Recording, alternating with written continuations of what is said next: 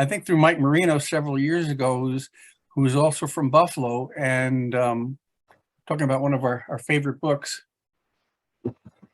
Hey, there it is. Buffalo Cinderellas. Always, and one of my favorite collections as far as World's Fair Cinderellas and souvenirs and things like that.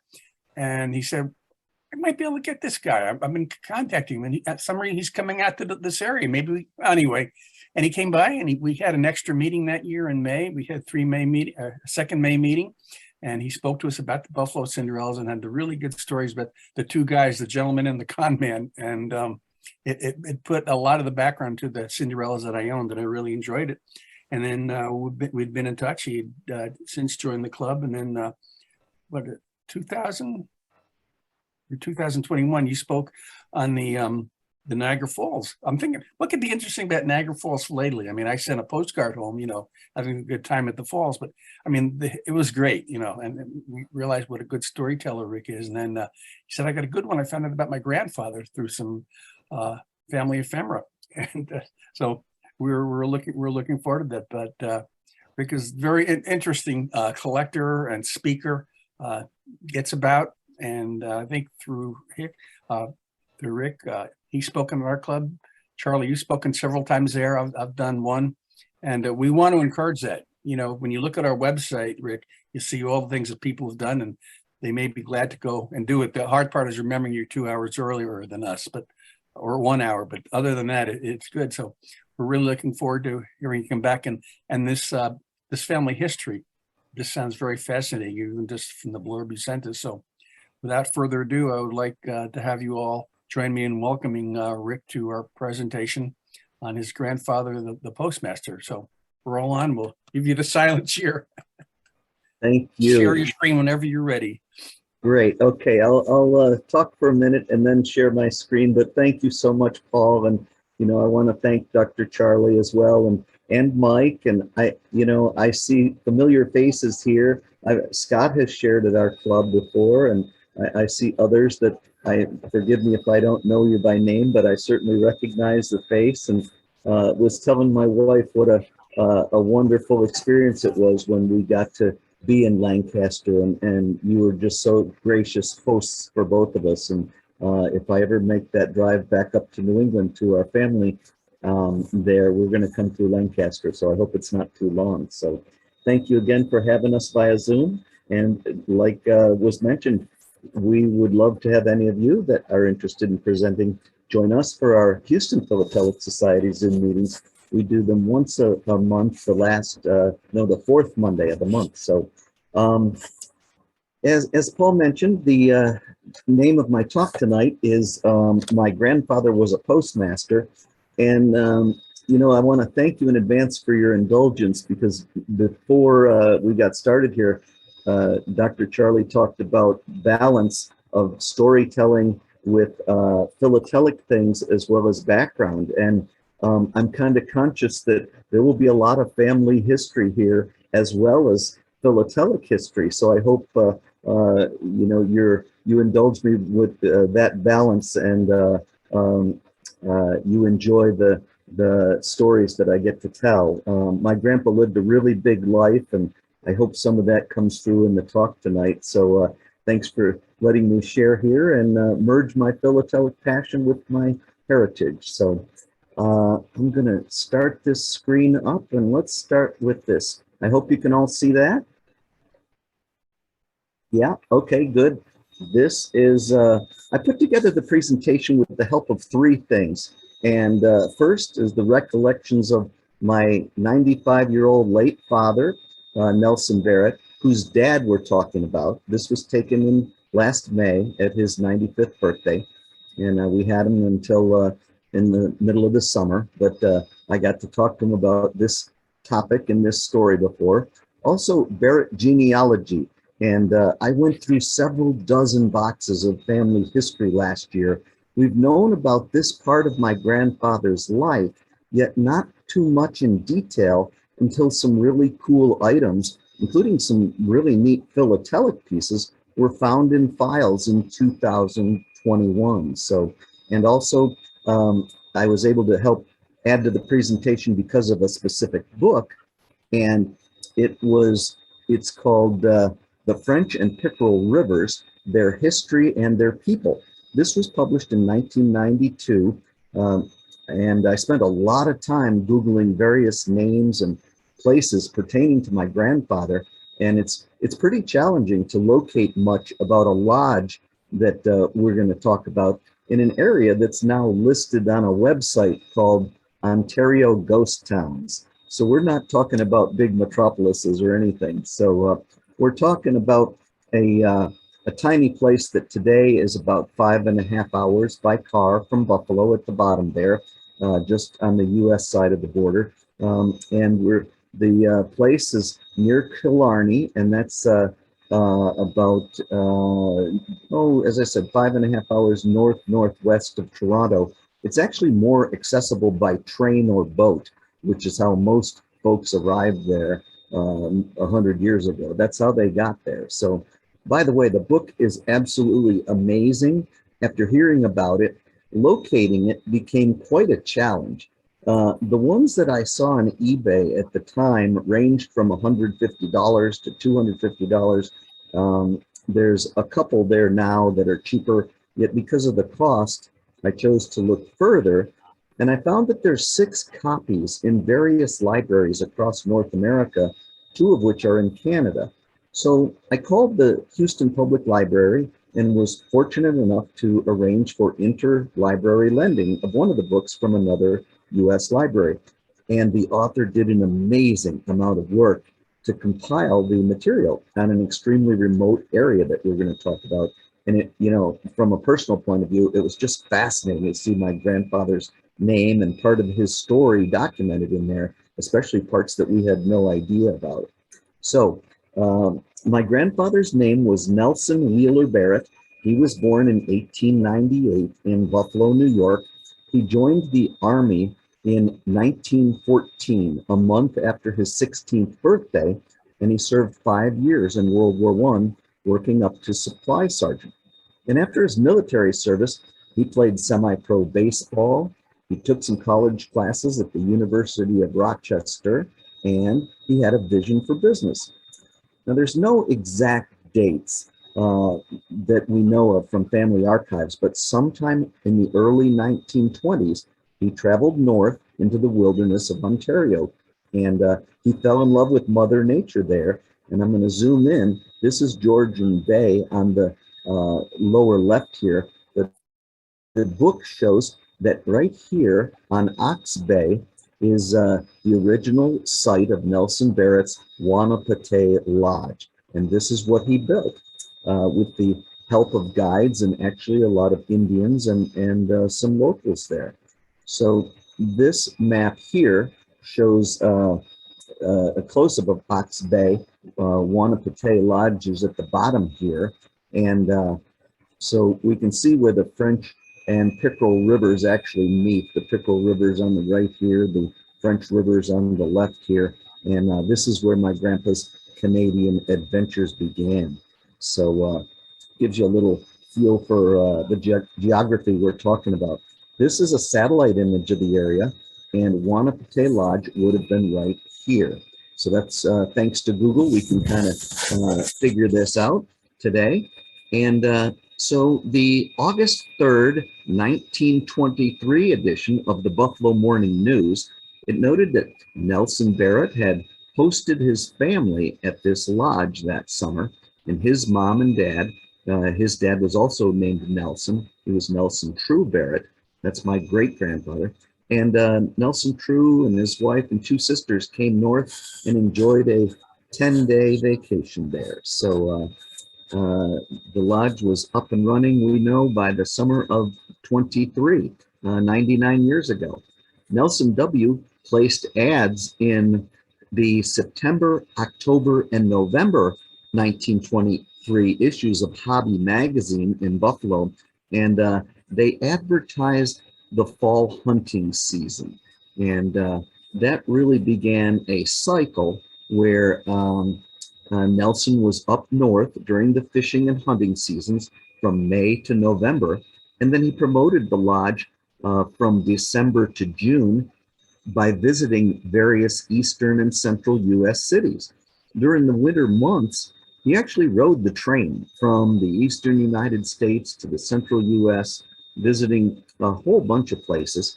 He spoke to civic groups and exclusive clubs, and he wanted to attract a high-end exclusive clientele in New York City who had means to be gone a week or two and who would want to travel up north into Canada there, into the wilderness, and because there was a lot of big game and there was great fishing. He traveled to not just New York City, but Albany, Syracuse, Buffalo, of course, his hometown, Pittsburgh, Erie, Cleveland, Columbus, Cincinnati, Chicago, and Detroit. I hope he had some frequent flyer miles on that train because he was quite the traveler. The January 1924 issue of the Buffalo Morning News noted a function where he provided the venison, and he used the occasion to promote Wanapate Lodge. So it mentions here many old-time hunters noted the preparation of the deer, donation by Nelson Barrett Jr. in Canada, the best yet. And when another dinner is held at the Genesee Street Clubhouse, many predict a quick demand for reservations. So he not only provided a nice meal, but also a good time as well. This might be the venison that we were talking about. This is one of the few pictures that we have. So it's nice to see that he had a catch as well there. So next up is a brochure that promoted the hunting season and the 1924 summer fishing season. So this is the first brochure of Wanapate Lodge that I found. You can kind of see N.W. Barrett and Ellicott Street, Ellicott Square building. And that I'll show you in a little while as well. We heard about that because that's where the gentleman in my book, Buffalo Cinderellas, had his business, in the lobby of the Ellicott Square building. So it was quite the address. So other pages from this brochure are shown here. The new Wanapate Lodge, best known for big game, and again, trying to attract hunters and fishermen of all sorts. There's a map in the center fold there that shows where the lodge is, Ox Lake, and also called the Ox Bay, and the rivers there. Next up is the rates, and duck and partridge are very plentiful. It's noted there on the right. And so here's where you could get a hold of Nelson W. at the Ellicott Square building. They had phones in the Ellicott Square, and they were common in the 20s by then.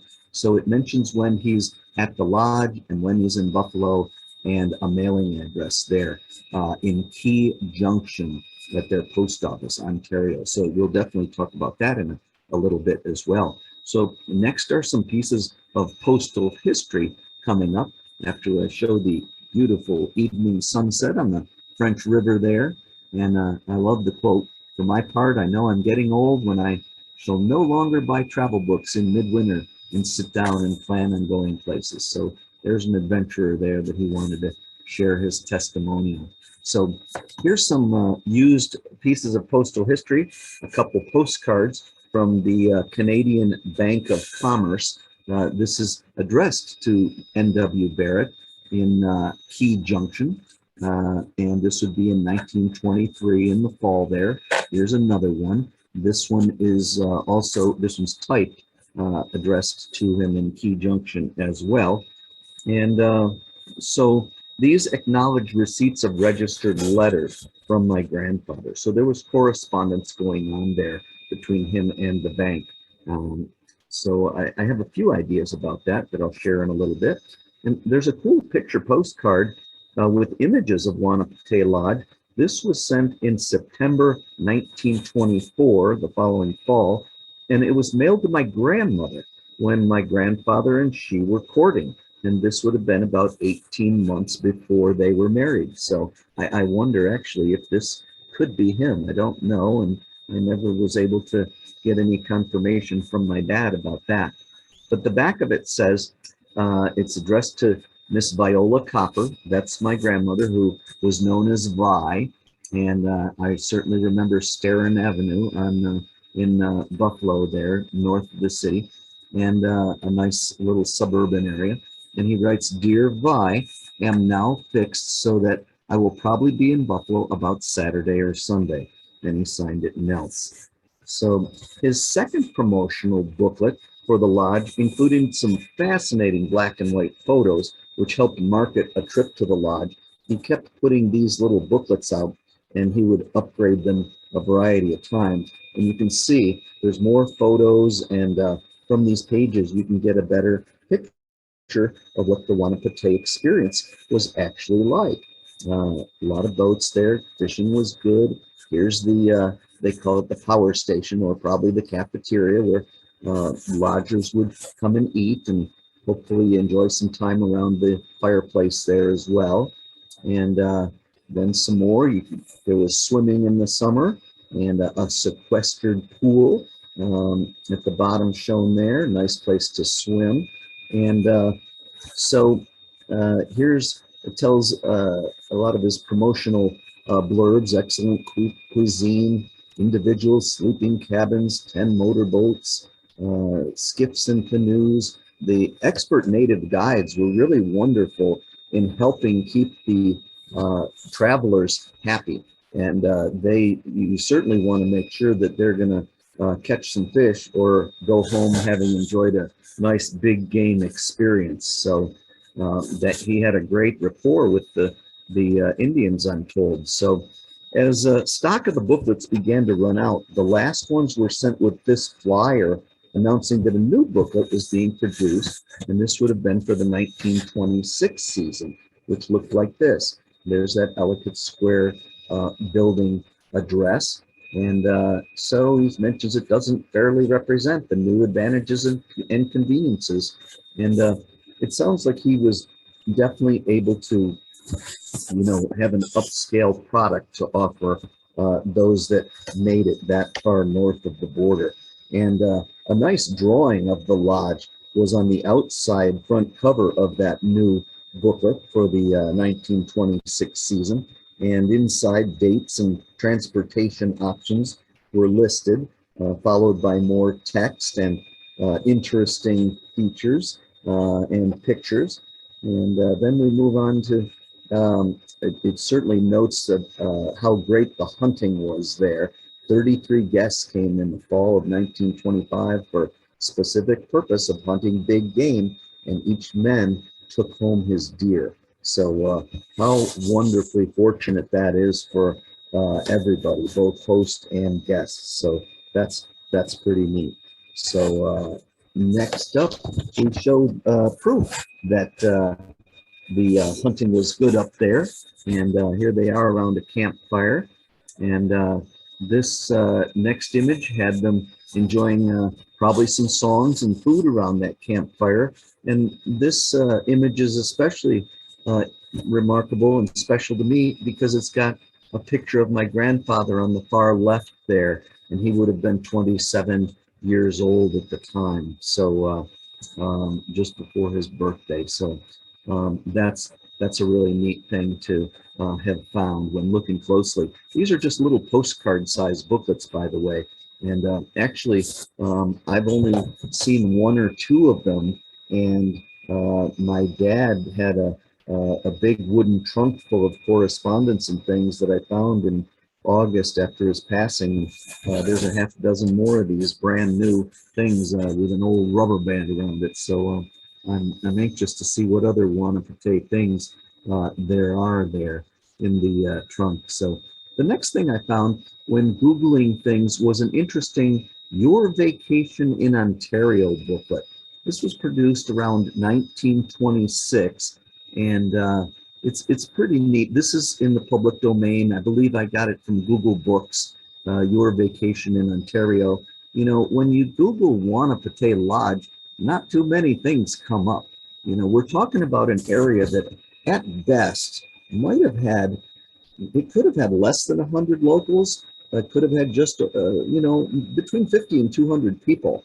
And they certainly were not there year round. When the winters came, they probably headed either to the city or to southern areas where it was a little warmer.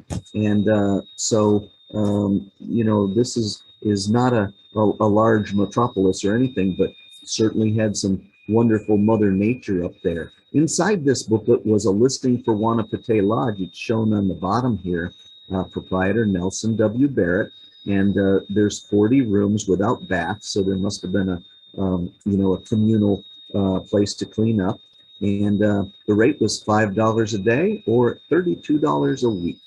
And for those that may have remembered a previous presentation where I talked about the Pan American Exposition in 1901, the slogan that they used to promote that was, "Put me off at Buffalo." And that was in use for many railroads to use and attract people to the city and the 1901 Pan American Exposition. And this was actually for a restaurant in the Ellicott Square building. Well, my grandfather's 1926 Wanapate marketing booklet changed that slogan to "Put me off at Pickerel," where the lodge was located. And most people arrived there by train. I'm not sure. There may have been a dirt road, and some people may have wound up coming in there through the, you know, the waterway through Georgian Bay and ended up in Killarney and somehow made it there. But pretty much "Put me off at Buffalo" was probably, or "Put me off at Pickerel" was for the guests that were arriving by train. This also included information for railroad agents in various cities, as you can see, to get information to that Ontario wilderness. And a list of prominent people who previously visited the lodge were noted in the booklet, along with 3 impressive testimonials. And I sense that if we were to do some more background on many of these names, we probably found that there were some company presidents and maybe a few giants of industry from that era. You're talking about the teens and early 20s, and that's the clientele that he was trying to attract. And this one here is from a coal distributor in Buffalo, and one of the company's owners notes that the week-long trip to Wanapate was delightful, that the fishing was good, and the lodge's guides were friendly, and the equipment was excellent. So that's a nice feather in my grandpa's hat. So glad for that. Another page touches on the terrific fishing in the area with great catches of all sorts of fish: bass, trout, pike, muskies. That was a real draw. And in fact, several newspapers reported on the action at Wanapate, and my grandmother is shown in one of those. She was then married, and she's pulling in a nice one there. And so this is always a fun shot of Viola Barrett. And here's this caption: "Mrs. Nelson W. Barrett snapped in the act of landing a good catch." And needless to say, Mr. Fish did not escape. Here's what the entire spread looks like. This is in the Courier Express. I remember reading the Courier as a kid. They actually had a stamp column, and they made it through into the 90s, and the Buffalo News has been the remaining print newspaper in the city for that greater metropolitan area. But the Courier Express certainly had some great picture pages. And down here, actually, I think that this is a large folded newspaper that was in a folder. And when I read the caption here of this lady in the canoe, that's the mother of the dentist that I went to as a child, Dr. Mimak, who would actually give us suckers when we were done getting our teeth cleaned. But I digress. Now, here's an interesting cover from Wanapate, which has a pictorial postmark on it, 22 cents postage to a bank in Toronto. And it's pretty neat that there was nice stationery available at the lodge. Around the time of this cover, my dad, Nelson Richard Barrett, who we saw that first picture, he was born. And he was at Wanapate Lodge when he was just 6 weeks old.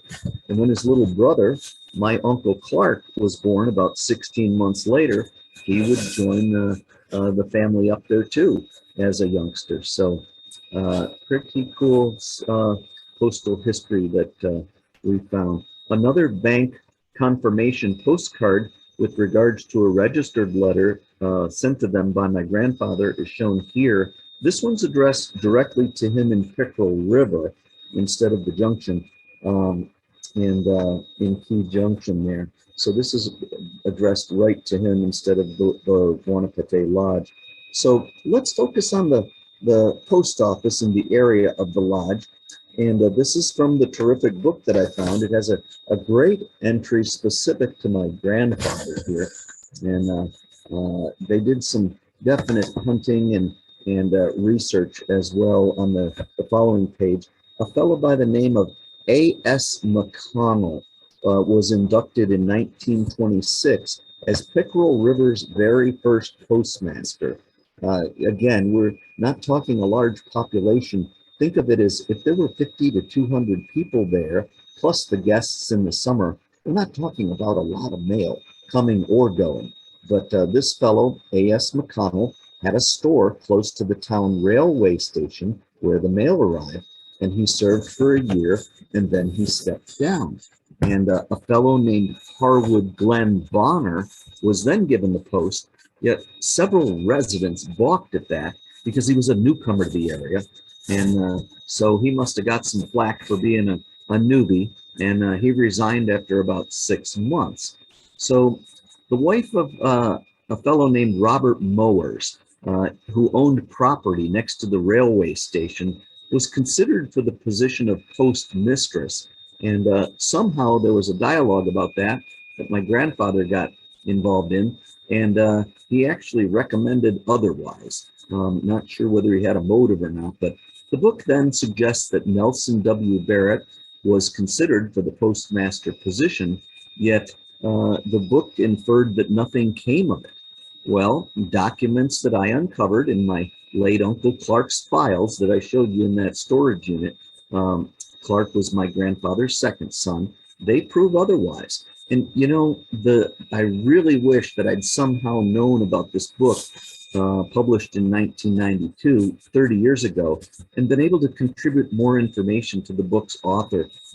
It was, as I say, a terrific book, but there's some things that could be corrected. So anyway, as far as philatelic content, first, here is a notice from the district superintendent of postal service in Toronto. Now, this was sent to Harwood Glenn Bonner, the outgoing postmaster of Pickerel River, and it mentioned that Bonner was to oversee the office until a new appointment was made, and that the assistant postmaster, Charles Johnston, could handle the appropriate duties until the appropriate time. And a forwarding address for Mr. Bonner was also requested. So this is the first official document that we found in Uncle Clark's files.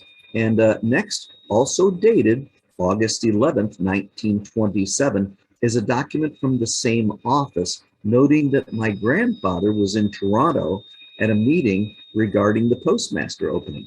And it mentions a fellow by name Mr. James Ludgate, 58 years old, who owned a mill in Perry Sound, 81 miles away. If you know the name Perry Sound and you're a hockey fan, that's where Bobby Orr is from. And so this fellow, James Ludgate, would be consulted regarding that position. And Ludgate was a candidate who had recently lost an election and was not in favor of the selection of Mrs. Mowers as postmistress. And the final decision about the open position would actually rest with Mr. Ludgate. And interesting to note that the author of the letter asked my grandfather to please keep the memo confidential and destroy the notice so that information would remain secret. So anyway, this is followed up by a fabulous piece here, a letter dated September 7th, 1927, on official station area of the Deputy Postmaster General of Canada, based in Ottawa.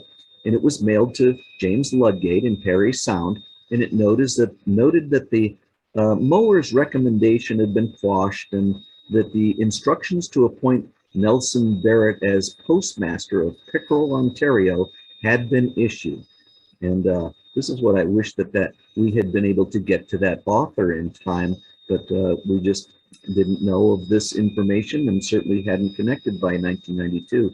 Ludgate actually wrote, "Is this satisfactory?" and signed his name near the bottom of the letter. So he probably was taking other considerations into account there. So next is a September 9th, 1927 letter from the district superintendent of Postal Service in Toronto. And this is to Nelson Barrett, announcing his appointment as postmaster of Pickerel River, Ontario.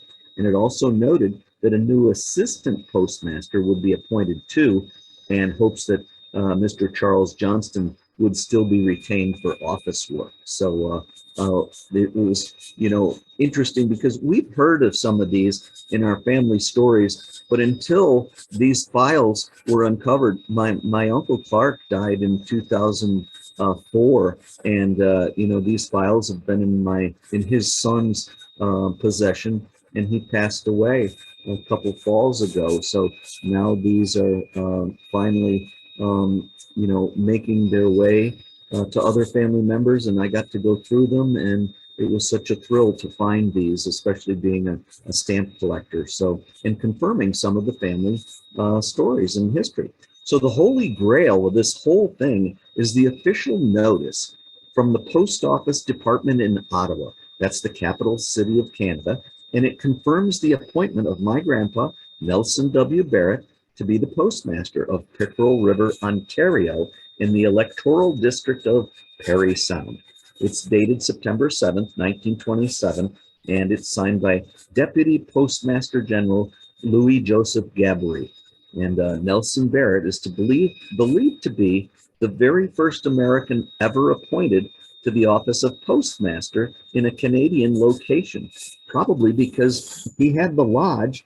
He was at the train station all the time, either coming or going or welcoming guests. So he certainly was interested in the mail that he was able to send out or receive. And what better fellow to consider for that position? So he probably knew most of the locals anyway, so probably by name. And my dad said that Grandpa may have also been the first American to be a notary in Canada as well, or at least one of the earliest known American-born notaries. So about 10 years ago, when I was trying to confirm that without these items, that my grandfather actually was a postmaster, I found documentation on the internet at the Library and Archives Canada site.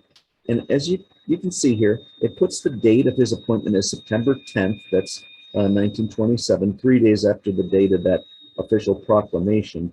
And it notes that the date he moved on from the position is blank.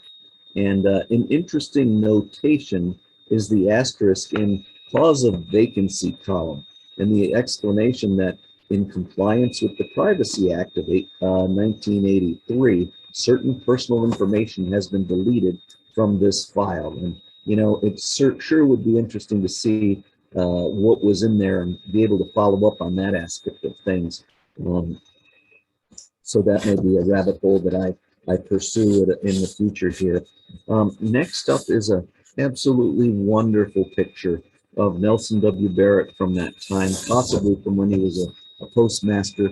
This is a large frame photo actually that my dad had in his home office of his dad. So pretty neat that this has survived. And we next go to a cover mailed from Pickerel River. Now this was possibly during my grandfather's tenure to Buffalo, New York. And I found it in the same folder as many of the items already shown in this presentation. So Wanapate Lodge wound up getting some really cool stationery. This kind of looks like birch tree bark. This would be in 1928, and I sense this is from that summer, and I sure wish the stamp hadn't been cut off this cover, but I got a hunch that my late stamp collecting Uncle Clark chopped it off as a youngster when they lived on Fordham Drive there, or Delaware Avenue. But inside this cool envelope was a wonderful 2-page letter from my grandfather in Wanapate to my grandmother in Buffalo. And, you know, in reading it, among other things, it provides instructions on how to get my the infant's playpen across the border and through customs, and that bookings in the lodge were so good that they would likely have to turn some away during the middle of the season.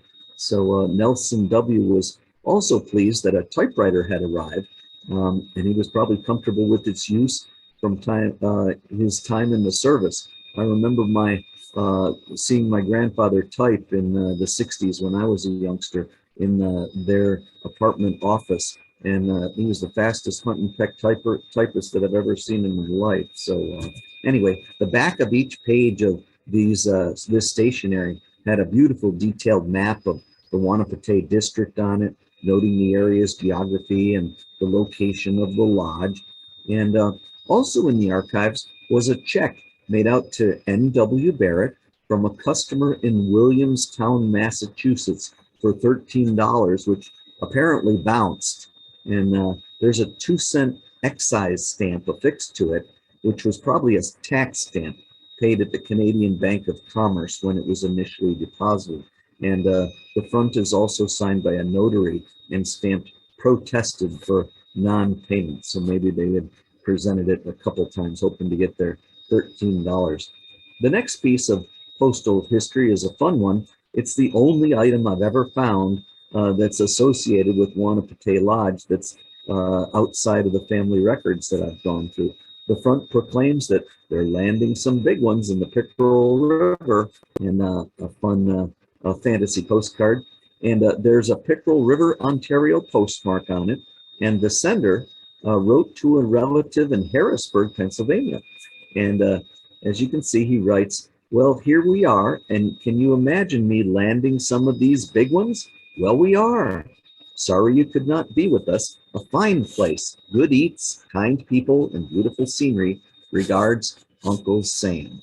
So that's a fun thing that I've been proud to add to my own philatelic collection. Next up is a canceled check from December 1928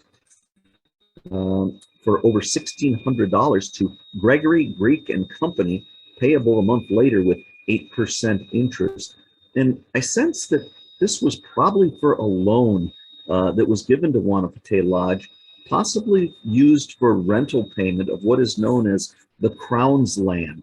Now, the province of Ontario managed the use of shorelands and the beds of most lakes and rivers, so that maybe my grandpa had taken out a loan for those payments to the province of Ontario. So, you know, he was certainly making some money and able to pay his rent, so to speak, on use of the land there. And I also found some entries online for a couple other mentions of Wanapate Lodge by searching on that family Ellicott Square building address. And so these entries came up. Unfortunately, I've not been able to find the items themselves anywhere. An Outdoor America publication from 1928 and a Field and Stream magazine from 1929. Hopefully someday I can uncover those. It would just be fun to see what other information about my grandfather or the lodge might be in there. And one of the last things that did turn up was a Western Union telegram sent by my grandfather to my grandmother, his wife, at the time of about 3 years. And it was sent from Key Junction, Ontario. That's about an hour from Pickerel River by bicycle. And that was sent to Buffalo. And it mentions that all is well and refers to a car and a mortgage payment. So finally, the French and Pickerel Rivers book that has a section in it on Nelson W. Barrett in his Georgian Bay camp. It notes that sometime in 1928, my grandfather knocked down Wanapate Lodge and he moved it to a spot near Bass Creek, where the fishing was supposedly even better and would make his clients happier. So it's got this blurb about my grandfather in there. Residents assisted in the move, and here's what the camp looked like around 30 years ago. So here we are, Ox Bay, original site of Nelson Barrett's Wanapate Lodge. they dismantled it and brought it all the way down this river to here. This was Bass Lake. And so this is where the new lodge was set up. And so the author of the book, they took some really flagrant liberties, though, when he noted in that passage that Nelson Barrett, this is a quote there from the book, like so many others, went broke in 1929. He left in late fall on a southbound train, never to be seen again in the area. Well, maybe some of this is what was omitted on the list of Pickerel River postmasters under the Privacy Act. I'm not sure. Maybe that's what that area there that's been suppressed refers to. But I can tell you that Nelson W. Barrett was a very astute businessman. He did not go broke in 1929. After sitting with things for a while, what I sense most likely occurred is that when the fall season ended in 1929, he returned to Buffalo like always, and that's when the great stock market crash occurred. Black Tuesday was October 29th, and that's just 3 days from now is it'd be 93rd anniversary. Well, my grandfather, I'm sure, saw the writing on the wall that it was unlikely that his vast customer base, that was quite an exclusive community, would be able to spring for luxury hunting and fishing vacations anymore. And so he probably never returned to the Georgian Bay area. And I found no documentation of that, nor anything pertaining to him giving up his position as postmaster.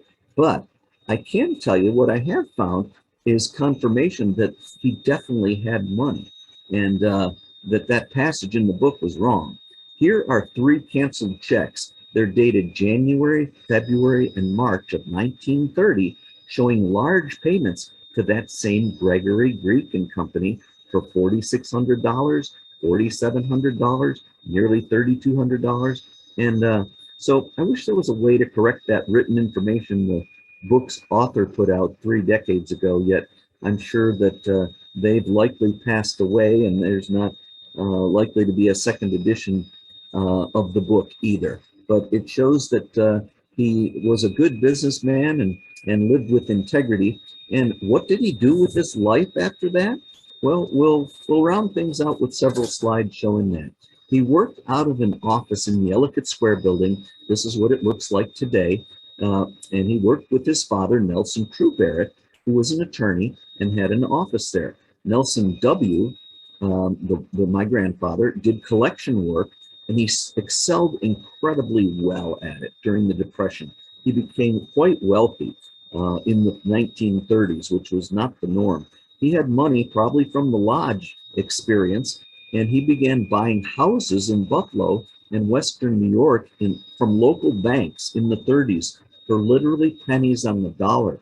And many folks during the Depression there, they couldn't keep up their payments, their mortgages, and they were facing eviction. So Nelson W. wound up doing deals with the bank. The banks didn't want these homes because there was no income stream if they held on to them. So they did a deal for pennies on the dollar with Nelson W. And he frequently then rented back to many of those original owners who lived there, and they loved him because he made it possible for them to remain in their family homes. And so essentially then he had the deeds, and he wound up being able to keep people in their homes, which was a win-win for everybody. And later on in the 1940s, when my grandfather paid off many of those 15-year mortgages, which was quite common at the time on those properties, he sold a number of them, and we're talking hundreds. I have a box here that's got about 300 deeds, and I was given to them by my uncle because of the stamps on them, the documentary stamps, and so those were those properties. And when he sold them, he began buying several large, prominent buildings in downtown Buffalo. And one of them was the Walker Building. This is an 11-story industrial warehouse. It was built in 1915. It was home to the Walker Shoe Company.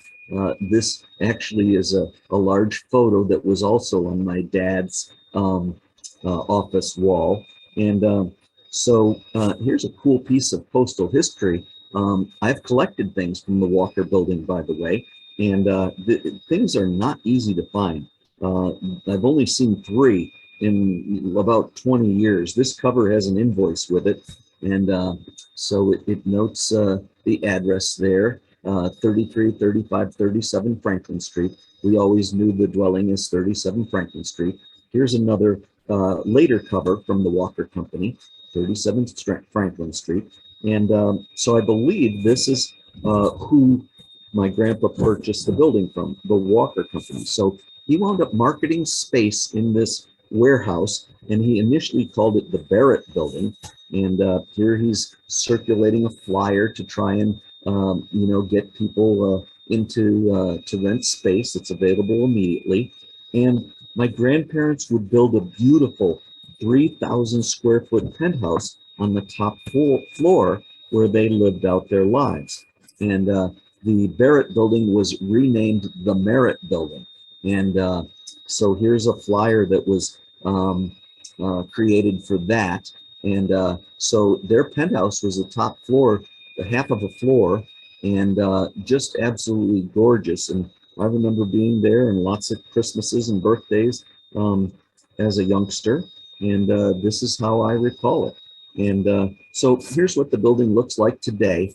The family sold it in the 1990s after my grandmother died, and the new owners have renamed it Cathedral Park Tower. So this is 37 Franklin Street.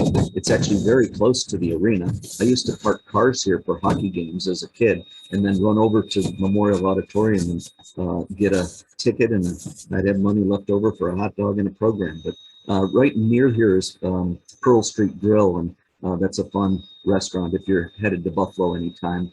You can go over to the grill and then go to a function or a game or a concert at the new arena there. But moving on, just blocks away was the 12-story DS Morgan building, and Nelson W. acquired that. My dad, Nelson R. Barrett, had one of his first law offices there. And so my grandfather sold it to Erie County in the mid-1960s for $1. And my grandfather called that civic gesture a deposit in the account of good citizenship. And I'm sure he got a write-off as well. But the Morgan building was then raised to make way for the new Ed Rath Erie County office building.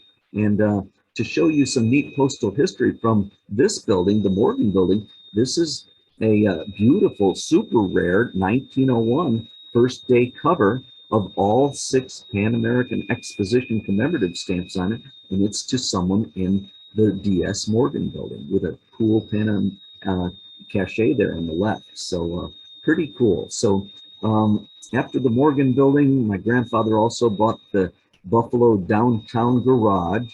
My dad actually opened a liquor store here too, so the family could get their needs met at wholesale. So he liked to joke. I asked, were you the biggest account? Because this was not a bustling area for commerce or anything. And he said, no, we were the second biggest account. The first biggest account was the church down the street. So anyway, there's another rabbit hole we went down. But he purchased the building on the other side of the Buffalo Downtown Garage, and it's on Main Street. It's called 268 Main Street. And this is just diagonally across from the Ellicott Square building.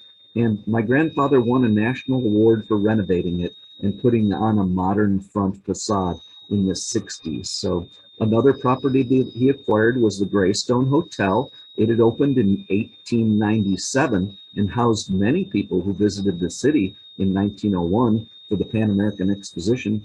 And here's an attractive cover sent to my grandfather at the Greystone Hotel from the Buffalo Area Convention and Visitors Bureau, and a pretty neat thing from the city of Buffalo to be sent to Grandpa. And the last dwelling that he bought was the prestigious building at 800 West Ferry Street, which has been an exclusive address for several generations. Just an absolutely wonderful, wonderful structure there off of Delaware and West Ferry. And so after living an incredible, rich life for nearly 74 years, my grandfather died in 1972, which the Buffalo Evening News noted, and he was interred with a 21-gun military salute in Buffalo's vast forest lawn cemetery. And for history buffs, that's where President Millard Fillmore and numerous other local dignitaries and celebrities rest. And so I'm happy to close by mentioning that he was a member of the American Philatelic Society, as well as the Society of Philatelic Americans. And here is his 1972 membership card from the Society of Philatelic Americans. So he died the third week of February in 1972.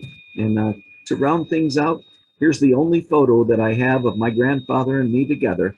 It was taken on my 7th birthday at a party. I've got 7 candles there, and this is in our home. Mom made an angel food cake for us, and my birthday was 3 days after Grandpa's, so we always got to celebrate together. But this is the only picture I've ever come across of us together.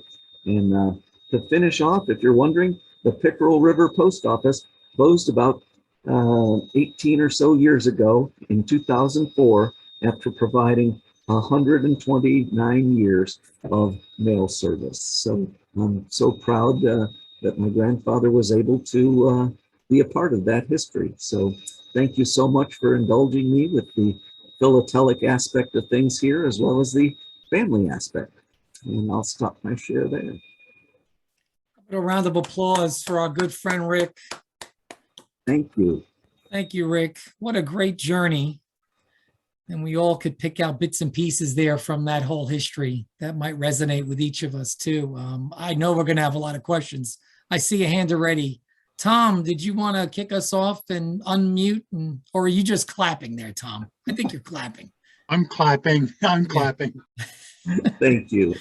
Tom, I'm fascinated. I mean, Rick, I'm fascinated again to find that, all of the documents and the history and the actual appointment, right? Like you said, too, that is really a unique piece to have, and really settling up in that part of the world very early. Again, I'm just fascinated that he would make that trip into the middle of, as we might say, nowhere. Right. Instead, I'm shocked, Yeah. right? I mean, pretty amazing to do that. It was, I can't tell you what a thrill it was, sitting in my living room, going through a banker's box after a banker's box and finding the folder. And the night I was watching some hockey game, here it came up, and I'm like, holy cow, this is it. I think we can confirm some of this story. So it was such a thrill. Rick. Absolutely. Rick, Any other questions, please ask. Go ahead. Yeah, Rick, I'm Mike Bach from the Reading Club. Hi, Mike. Hi. A great presentation, fascinating. We're trying to do some of our own ancestry stuff as well. One thing I noted, when you got that page which noted his appointment, Yes. in what was it, 1927, and there was an asterisk. The person underneath was appointed in early 1930, so it dovetails in with the fact that he left the fall or late fall of 29 and Sure. moving to the other location. So it really does timeline fit in with your narrative there.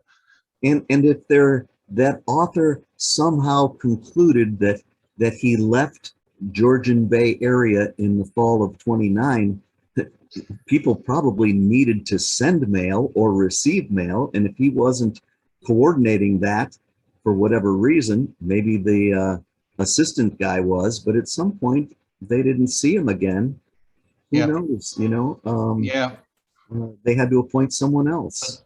Yeah, but like you said, he may have gone back to Buffalo like he usually did. So another thing that I found in the folder was, well, in different genealogy, but my family really hasn't thrown anything away. We have canceled checks going back to the mid-50s, by the way. But there's letters, and my late Uncle Clark was just a gem, and yet his philosophy was, when he received something, why make one copy when 4 will do? So we're having to throw away multiple copies of things, but I found a handwritten letter to my grandmother, and this would probably be in the late 1980s, and he asked the exact half dozen questions about Wanapate that I would love answered now. What drew him there? You know, what year in the early 1920s? You know, who did he connect with? Where did he have the startup money? You know, the Postmaster story, all these things. And I found the letter with the questions, but I never found her answer, which he would have kept. So all I can conclude is she probably answered verbally because they spoke all the time by phone. Yeah.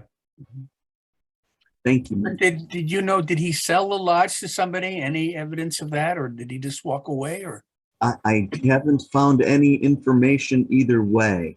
You know, I did locate a, I believe it's a Facebook group for that region. And there are people that are interested in the history of that region. And so I'm hoping maybe I can connect and they can provide some more answers, and I can provide some clarity for some things they may enjoy as well. Good, thank you. So did you say, Rick, you had been up to that location personally yourself, to where the lodge used to be by the Ox? I don't recall if you mentioned that. No, I wasn't, but just north of there, you know, I remember hearing the town of Killarney, which was on the Georgian Bay, and north of that, Sudbury. And when I looked at the maps, I believe Sudbury is not a big place either. It's just a stop on the train tracks, I think. But my dad was involved in scouts, Boy Scouts and stuff. And I know that he went up to Sudbury with Explorer Scouts several times. And one of the things in that storage unit, there's 20,000 slides in there. And I know there's got to be slides from Sudbury. So I've never been there, but I do recall seeing some of the scenery when Dad would set up the slide projector, and that'll be a project for next spring and summer. I think you have to get up there.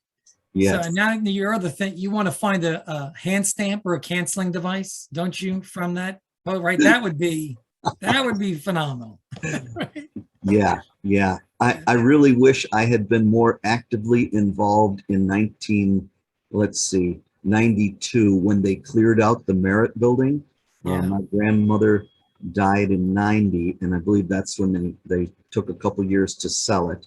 And Dad had it declared as a national landmark because of its age, and that allowed it to be sold easier because of the tax breaks a prospective buyer could acquire along with the property. So, but I really wish I'd been more active. There was Buffalo City directories going back to the 1870s and things like that. Things that to me are gold. And I've spent time in the Buffalo History Museum going through those with the white gloves on. Right. And, you know, but I was off and running with other aspects of my life at the time. Well, you've got 30 folks now that know the name of that place, and you might have them searching high and low. So you never know. Right. That's great. And you have to give credit to your uncle who didn't throw stuff out. Yes. You give my wife hives, but that's why we don't have so many things out, because they get thrown out. Yeah. What's this canceling device? That post office is closed, bitch. And it's gone. Yeah. Yeah. Well, next week, we've been working on Dad's estate. I've been up there 3 times since July, and so I'm going Monday through Friday next week. It's 4 hours away, and there are 16 file cabinet drawers of family genealogy that are separate from my uncle's. So that's going in that storage unit, and I'll bring 3 or 4 boxes to my home at a time and go through them as I can over the coming months. Well, when you write that family history, add a page to correct the other book and add that line, since you know what happened now, right? I mean, That's right. Just like fantastic. you, the fun is in the hunt, isn't it, Dr. Charlie? Absolutely, yeah, it's that's the right. best. And I collect the Canadian and provinces, and I love to see your checks from there and the excise tax stamps on there. Those are great, nice items to have actually used the proper way on the proper documents, which is great. So, and there's a lot of them. I think I have easily a dozen different denominations and usage and years and combinations it's a fun area of pursuit. Absolutely. Thank you. Thank you. Any other questions or thoughts, please? Yeah, Jim, go ahead. Jim please. here. I was curious on that cover you had with all the stamps on it. It looked like it had the cancellation from the show The on it. expect. The triangle one. Yes, that actually, I just found that today. It's in an auction, and I think the minimum bid or the estimate is 15 to 20,000 for that. If we're talking about the Pan American Exposition Yeah, I thought you had it. first day, yeah. No, that's not on my shelf, unfortunately, but a beautiful thing. And since it had the DS Morgan building address on it, I thought people may enjoy some more postal history. Right. Yeah, nice piece. Can we Thank have you so any- much, everyone. Yeah, can we have a round of applause, please, again for Rick? Just fantastic, Rick. And we thank you. You know, we'll have the video, as you know, online, and I know Rick will be hopefully kind enough at some point to share this presentation, and we'll make that available down the road too. But again, Rick, thank you for joining us, and you know, just fantastic. Appreciate it. And we hope to have you again. And don't forget, our guys are here as well for your club. So